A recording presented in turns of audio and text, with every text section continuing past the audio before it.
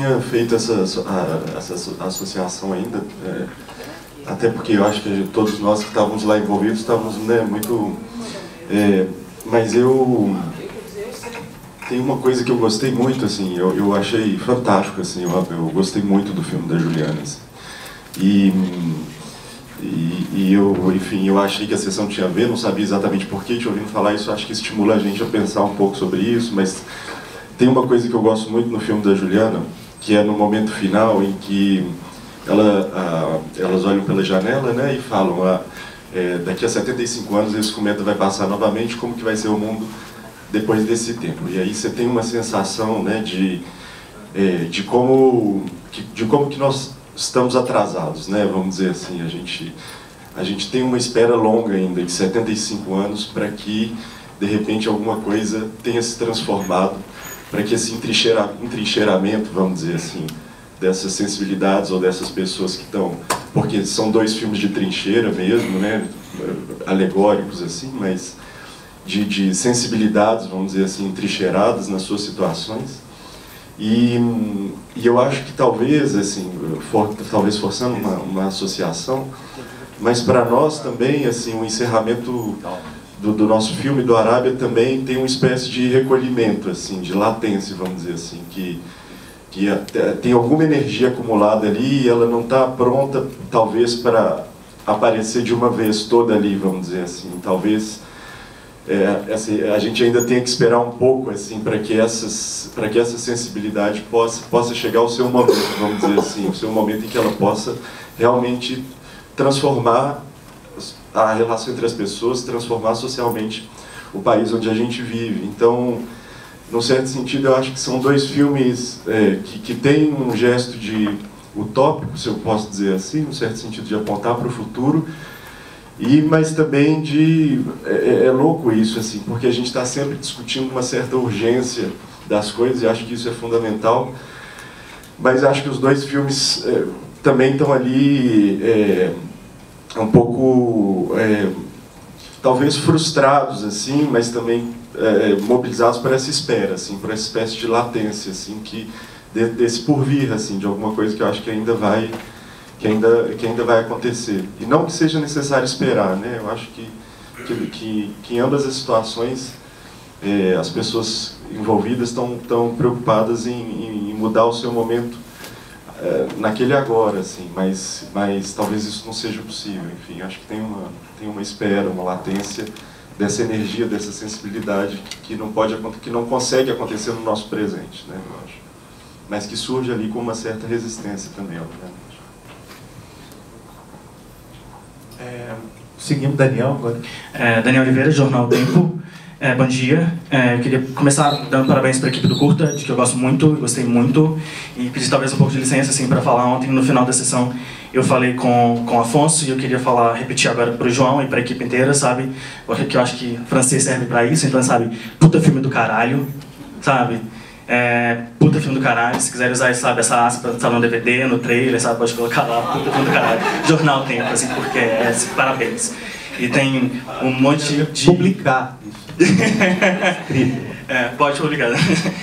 E, enfim, tem vários elementos que eu podia tocar no filme, mas eu queria falar de um, acho que é um dos mais latentes, e um dos mais que mais me chama atenção, assim, que eu acho que eu queria falar da narração, do off, assim.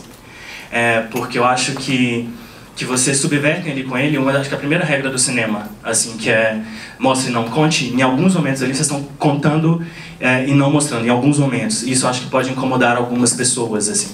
Mas eu acho, enquanto eu estava assistindo o filme, assim, eu comecei a pensar sobre como isso respondia a uma discussão e a um certo quebra-pau que a gente está tendo aqui há uma semana, 10 dias, que é o de quem conta a história e quem conta a história de quem.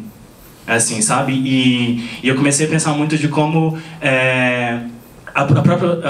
o trajeto geográfico do filme, né, o trajeto geográfico do Cristiano, de sair do bairro Nacional de Contagem e chegar eventualmente ao bairro Vila Operária em Ouro Preto, assim, é quase um trajeto de vocês, de você, Afonso, e de você, João, de saírem do seu lugar, do Nacional, né, de onde vocês nasceram, assim, e chegarem naquele lugar, e quando vocês chegam naquele lugar, quase dá um passo para trás assim, e abdicar, claro que eles não estão fazendo disso, mas claro que é quase abdicar do lugar de narrador e ceder esse lugar de narrador ao Cristiano. Falar assim, ele é o Cristiano contando a história dele. É importante que ele conte a história dele com as palavras dele, na voz dele, assim, sabe? E eu acho que isso dialoga muito com essa briga no bom sentido, com essa discussão que a gente está tendo aqui uma semana de quem conta a história de quem.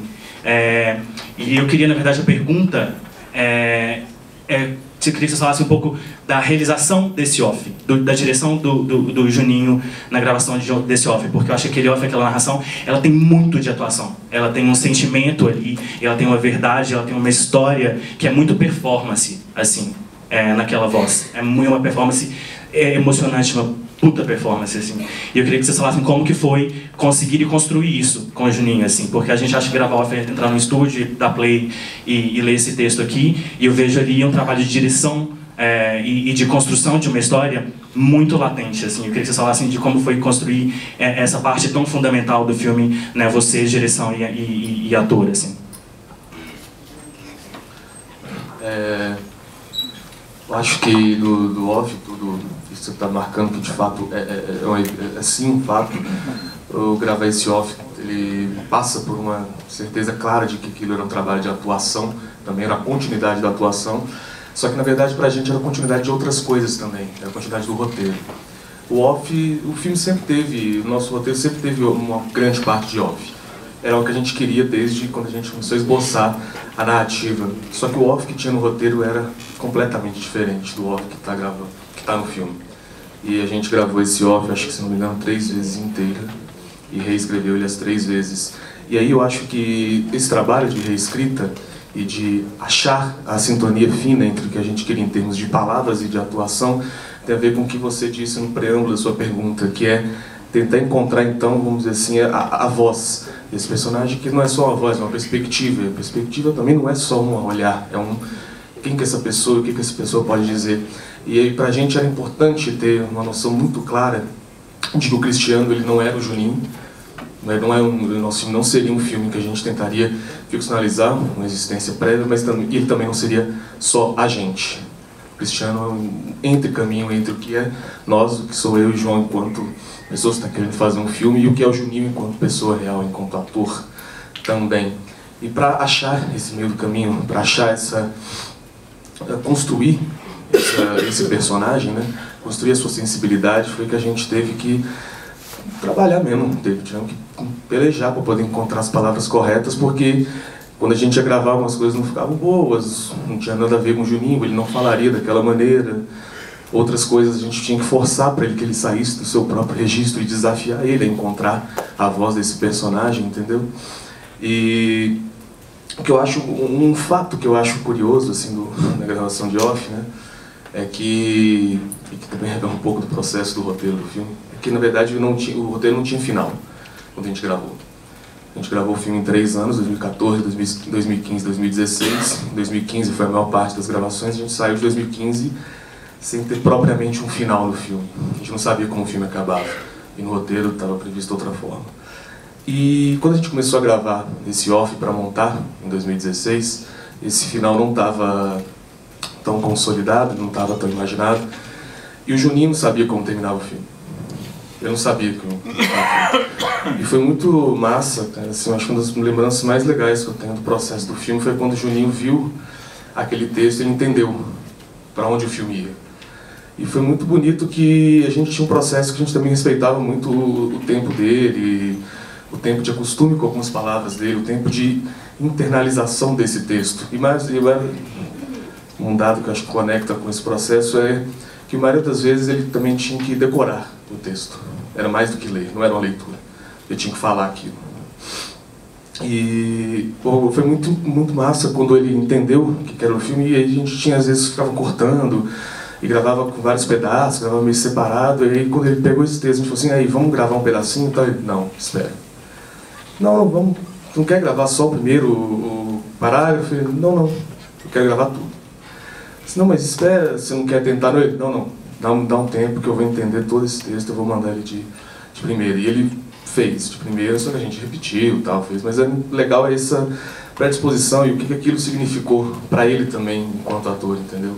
Então essa é uma lembrança que eu acho bonita, assim, desse processo do off, sabe? Eu só ia dizer que eu acho que é uma coisa importante, porque a gente escreveu o personagem para o Juninho, né? Isso é uma coisa fundamental. Então a gente tinha essa base, porque a gente já tinha feito o primeiro trabalho no Vizinhança do Tigre, só que a gente queria colocar um desafio no sentido da representação para ele, que ele pudesse desempenhar o papel de alguém que ele não era assim, mas que tinha enquanto potencial, vamos dizer, que ele podia ser. A vida dele não tinha realizado aquele caminho, então a partir de uma espécie de concepção do que ele poderia ser, ou de um caminho que ele poderia seguir, a gente começou a escrever o texto. E aí uma coisa curiosa que é importante dizer, que o Juninho ele tinha acabado de sair da prisão e estava desempregado, e nessa época a gente já tinha filmado, em 2014, e aí a gente pediu para ele, nessa época, para escrever um caderno dele, assim, com coisas que ele lembrasse, com memórias da vida dele. E no final das contas isso não... E a gente entregou um pouco, sem muita perspectiva de retorno, a gente não sabia se isso fazia muito sentido, se isso seria produtivo, vamos dizer assim, mas era uma forma de nos manter ativo e de continuar pensando sobre aquilo que a gente estava fazendo. E aí a nossa surpresa foi que 2 meses depois ele chegou com um caderno com 50 páginas preenchidas, escritas do próprio punho dele, com momentos, com memórias marcantes da vida dele. E isso não entrou absolutamente nada do filme, isso não é a história que tá narrada no filme. A gente pegou alguns personagens, alguma coisa, mas a história é completamente diferente, não tem relação nenhuma, os fatos